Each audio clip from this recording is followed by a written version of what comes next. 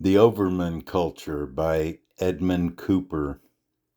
Normally, as soon as I finish reading a book, I write down my thoughts about it. For a couple of days now, I've been trying to figure out how I feel exactly about the Overman culture.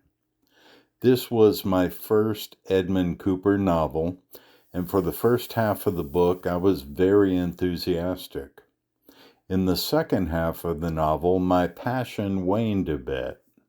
Try as I might, I have not figured out why. We know right away in the early pages of the novel that this is some sort of alternate history scenario.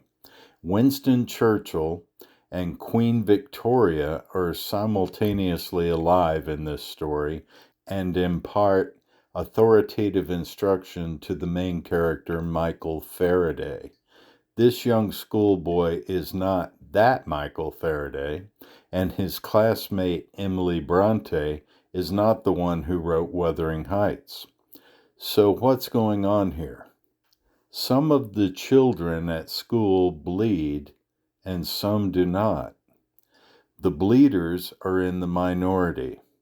Michael's fixation on this fact precipitates everything that follows.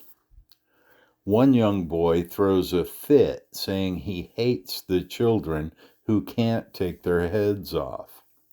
When Michael tries to kill a non-bleeder girl, she simply laughs at him. Michael's parents and other authority figures all seem to be non-bleeders. They seldom answer Michael's questions with honesty. Instead, they offer platitudes about the importance of being happy. Ernest Rutherford, another smart schoolboy, gives the non-humans the name dry bones.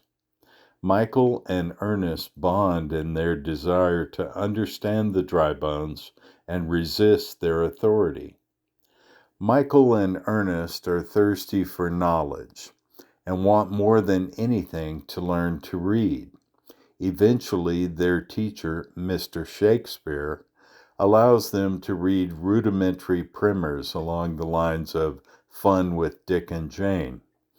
This is a step in the right direction, but of course they are not satisfied. The boys begin exploring and mapping London. They learn the Thames is not a river at all, but a flowing sort of moat around the city, like the lazy river in your local water park. All roads that seem to lead out of the city simply double back, creating loops, just like the river.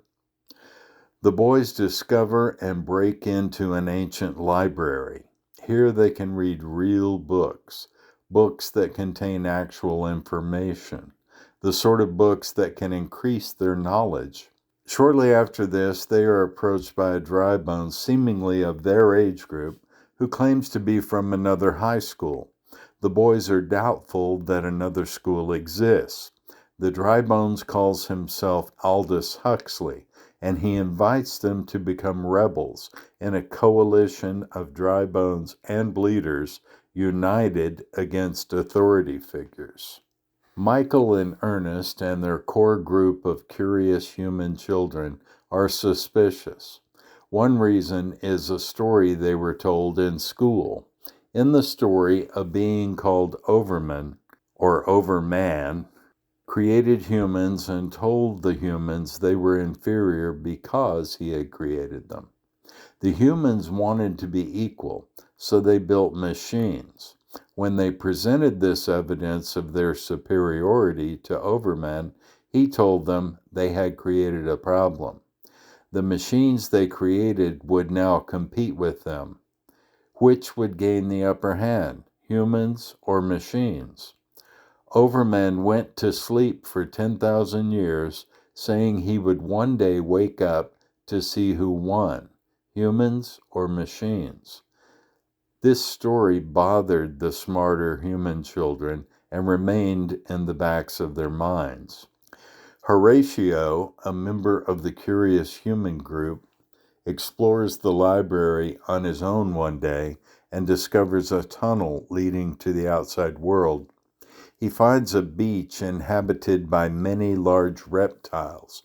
This unexpected scene causes him to panic.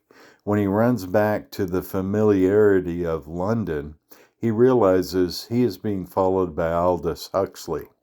With a crowbar, he batters the dry bones until its head pops off. Now, for the first time, the boys see the inner workings of the androids who have been caring for them, attending school with them, and pressuring them to remain in a state of comfortable ignorance. The more human children push, the more the machines grudgingly accede to their demands.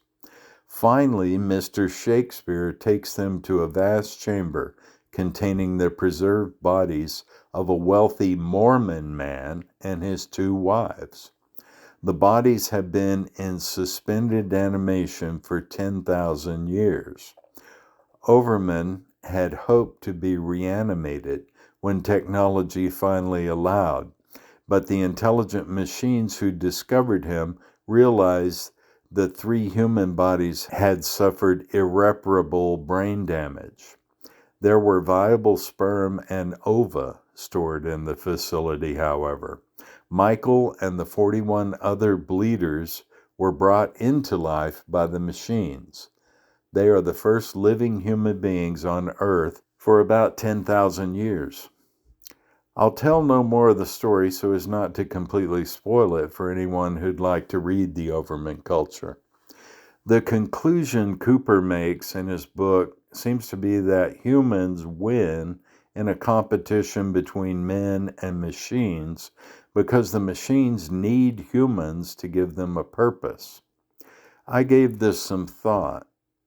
I think Cooper may have been unduly optimistic in that idea. Today, we are at the threshold of artificial intelligence. Many scientists are warning of the dangers inherent in careless progress.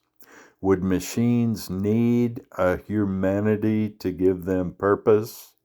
Or would intelligent technology like man need no more reason for being than to simply perpetuate itself?